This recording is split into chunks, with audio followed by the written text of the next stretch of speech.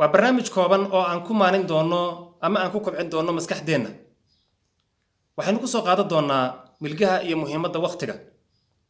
sida aynu ognahaba waqtigu amintu ama goortu waa mid kamid ah waxyaabaha ugu muhiimsan ee aynu haysano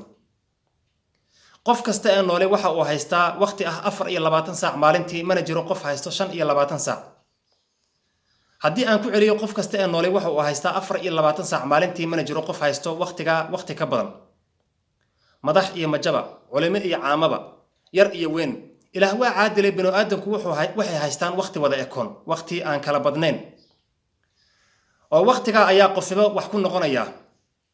midi madaxweyne ku noqonaya midi aqoonyahan ku noqonaya midi buuni ku noqonaya midi qareen ku noqonaya midi ganacsade ku noqonaya midi dhakhtar ku noqonaya midi bara ku noqonaya midi macallin ku noqonaya midna darbijiif ku noqonaya oo nolosha ka dhacaya noloshu waa habeen iyo maalin iyo hadba sidaad uga faa'iido oo haddii aad hurdana hungowday haddii aad qayshana qasaartay haddii aad waxbaratana wacnaatay haddii aad ganacsatana guclaysay haddii aad cibaadaysatana cusowday waqtiga aynu haysano ayaa qofba meel ku bixinaya qaarkeen waxay ku bixinayaan aflagaado faaxisho jaari jaaifo meel xuntaagni macaasi iyo waxyaabaha la midka ah qaarkeen noloshooda ayay ku hormarinayaan oo adduunka wax anfacayo aakhirana anfacayo ayay ugu shaqaysanayaan waqtiga aynu haysano ayaa biritool hadii laga xisaabo qaarna waxay ku galayaan janno qaarna waxay ku aadayaan naar ilaahay aanu ka magan galnay ilaah wuxuu yiri wal asri inal insana la fi khusr wa igu waqtiga ee binu aadamku khasaaro ayay ku sugan yihiin yaani khasaaro ku sugnaan khasaaro waxaan ku sugnaan kuwa waqtigooda ka faa'iiday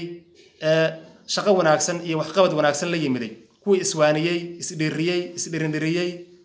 isugu yeeray waana wax sheeg iyo wacyigelin iyo xaq ay istusaan kuna laray dulqaad iyo degnaan waqtigu uu haadaya noloshu waa ilbriqsi daqiiqado saacado maalmo toddobaadyo bilo sanado ama gu'yaal noloshu waa sida waqti goor ama amintuna waa tagto timaato iyo taagan waa shalay oo waa ay tagtay waa maanta oo waa ay taagan tahay waa birri oo lama hubo maanta ayaa la doonayaa inaad ka faa'iidaysatid oo aad noqotid qof qiimo leh maanta ayaa la doonayaa inaad adduunkaadan u shaqaysatid aakhirano aad u shaqaysatid waa kii abwaankii lahaa naftu inay maqnaatay inay mahad ku noolaato ma weelis weeyaan haddii mid u dhaxeeyay dabcan ma jiro qof doonaya inuu noqdo qof xun qof kasta wuxuu doonayaa inuu noqdo qof wanaagsan sida darteed waxaan ku rajaynayaa inaad ka faa'iidaysato waqtigaaga si aad u noqoto qof wanaagsan inta ayaan ku soo koobayaa wixii aan saxayna Allah ayaa inagu sugay wixii aan khaldayna naftayda iyo wixii ka ahaadeen shaydaan Allahna waxaan weydiisanayaa dambi dhaaf subhana rabbika rabbil izzati amma yasifun wa salamun ala al mursalin walhamdulillahi rabbil alamin assalamu alaykum wa rahmatullahi wa barakatuh